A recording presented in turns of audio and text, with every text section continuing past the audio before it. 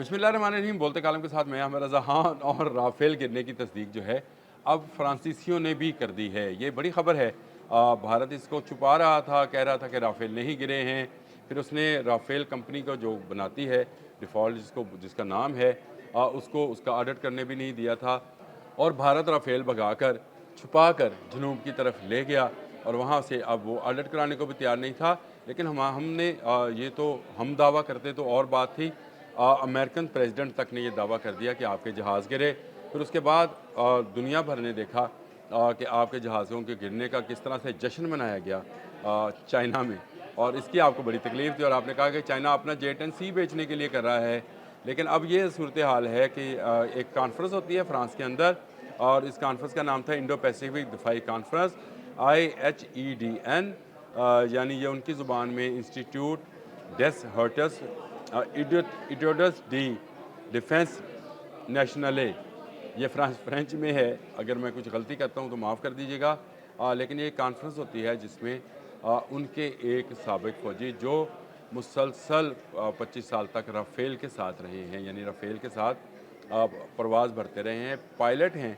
और उन्होंने तस्लीम किया है कि जंग मई में 6 और 7 मई के दरमियानी शब इस कॉन्फ्रेंस में वो ख़ताब कर रहे थे। चलें मैं उनका नाम भी आपको बता देता हूँ। जॉन लॉवे नाम है इनका। ये कैप्टन रहे हैं और लंबे अरसे तक जो है राफेल के साथ ये रहे और उन्होंने इसको उड़ाया है। इस जहाज़ की खूबियाँ खामियाँ ये बेहतर तरीके से जानते हैं। और इन्होंने कहा कि ये 55 ममालिक में राफेल जो है वो उड़ता रहा है, लेकिन गिरा ये पहली मरतबा है और इसको पाकिस्तान के पायलट्स ने गिराया है। यानी उन्होंने ये तस्लीम नहीं किया कि जेट-एंड-सी बेहतर तैयार है। उन्होंने कहा पाकिस्तान की हिकमत अमली बेहतरीन थी। उन्होंने कहा कि जिस रात ये जंग हुई 140 तैयारे थे, फ़ज़ा में थे। कुछ भारत की तरफ से थे, कुछ पाकिस्तान की तरफ से। और जब इतने बड़े टारगेट, इतने ज़्यादा टारगेट्स फ़ज़ा में हों तो जहाज़ों का गिरना जो है वो अहम नहीं है।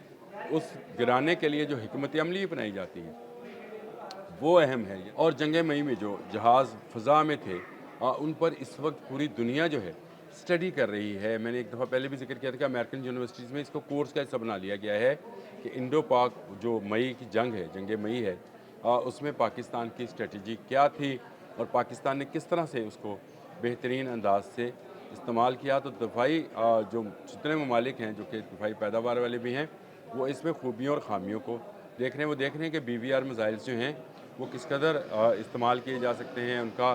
उनको बेहतर से बेहतर अंदाज में कैसे जहाज़ों के ख़िलाफ़ इस्तेमाल किया जाता है, इस पर पूरी एक रिसर्च है। और ये जो कॉन्फ्रेंस हो रही थी इसका भी बुनियादी मकसद ये था जिसमें बहुत सारे ममालिक के लोग शामिल थे कि आया क्या राफेल में कुछ ऐसी खामियाँ थीं और J-10C या JF-17 थंडर में ऐसी खूबियाँ थीं कि उन्होंने इस जैसे जाइंट को गिरा लिया, या ये खूबी जो थी जहाज़ों के अंदर बैठे और कंट्रोल रूम्स में बैठे एयर चीफ्स की महारत का मुंह बोलता सबूत था कि जिन्होंने इस सारे सिस्टम्स को जो है जो कि राफेल में इस्तेमाल किए जाते थे, जो उनके SU-30 में इस्तेमाल किए जाते थे, या इनके पास जितने और बाकी जहाज़ हैं उनको इस्तेमाल किया जाता, उसके जैमिंग का काम किया था।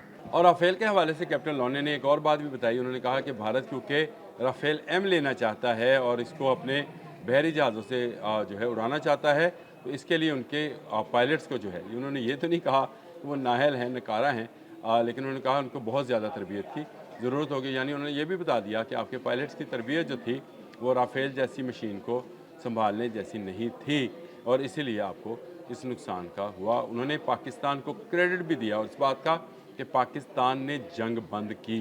पाकिस्तान ने उस रिक्वेस्ट को माना, नहीं तो दोनों मुल्क एटमी मुल्क थे और एटमी जंग हो सकती थी। ये क्रेडिट भी उन्होंने पाकिस्तान के नाम लिखा। जहां वो जंग की जीत का क्रेडिट पाकिस्तान को दे रहे थे, वहीं पर वो जंग बंद करने का क्रेडिट भी पाकिस्तान को दे रहे थे। और इसका मतलब ये होता है, अगर आप इसको दूसरे अल्फाज में समझें, तो जब फातिहा होता है, जब वो दुश्मन के सीने पर चढ़कर बैठा होता है और ऐसा लम्हा होता है कि वो उसके सीने में छुरा घोंप दे, उस वक्त वो उसको अगर छोड़ दे तो उसका शुक्रिया अदा करना बनता है। ये जो साबिक फ्रांसीसी फ़ौजी एहलकार हैं, उन्होंने खुले लफ्ज़ों में इस पूरी कॉन्फ्रेंस के अंदर जिसमें दुनिया भर के मंदूबीन थे ये बात कह दी कि राफेल गिरे हैं।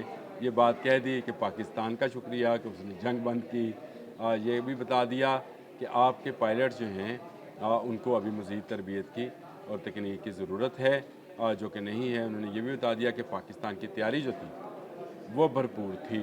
اس کا مجھے زیادہ خوشی اس بات پہ ہوئی کہ پاکستان کی تیاری بھرپور تھی۔ اس کا مطلب یہ ہے کہ ہماری مسلح افواج ہوں، ہماری ایئر فورس ہو، ہماری نیوی ہو، ہم وقت تیار رہتے ہیں کہ ہمیں ایک ایسے گھٹیا دشمن کا سامنا ہے جو کسی وقت بھی ہماری سرزمین پر حملہ کر سکتا ہے۔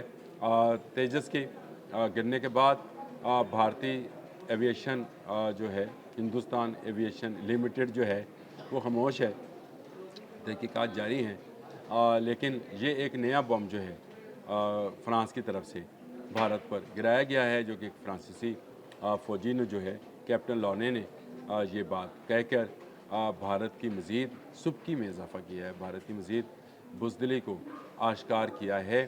اور یہی ہم بات کہتے تھے کہ بھارت کو اس جنگ کے حوالے سے نہیں، ہر جنگ کے حوالے سے سوچنا چاہیے کہ اگر وہ خطے میں امن چاہتا ہے، اگر وہ اپنی سلامتی چاہتا ہے، اگر وہ اپنی خیریت چاہتا ہے، تو اس کو اپنے ارد گرد کے تمام ہمسایہ ملکوں کے ساتھ بنا کر رکھنی چاہیے۔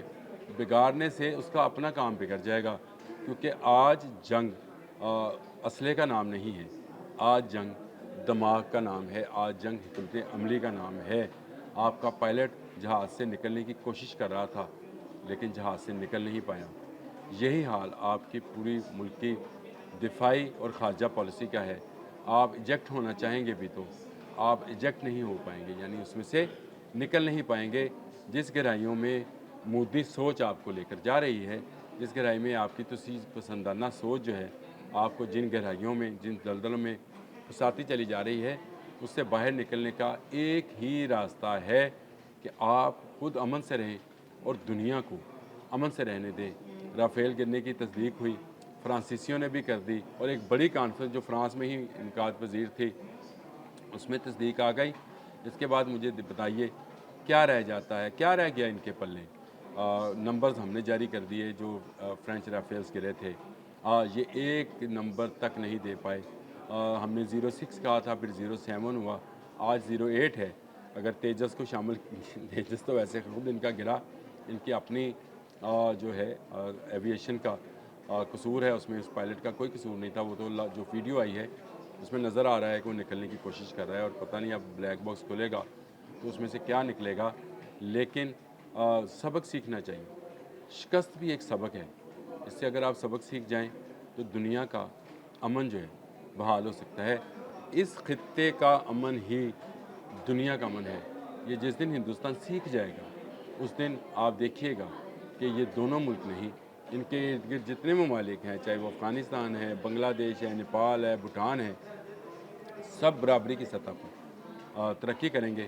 لیکن اس کے لیے آپ کو اپنے دماغوں سے مودیانہ سوچ کو جو ہے، تسی پسندانہ سوچ کو جو ہے، ہندوتوا کو جو ہے ایک طرف رکھنا ہوگا اور پوری انسانیت کا سوچنا ہوگا۔ اب تک کے لیے اتنا ہی۔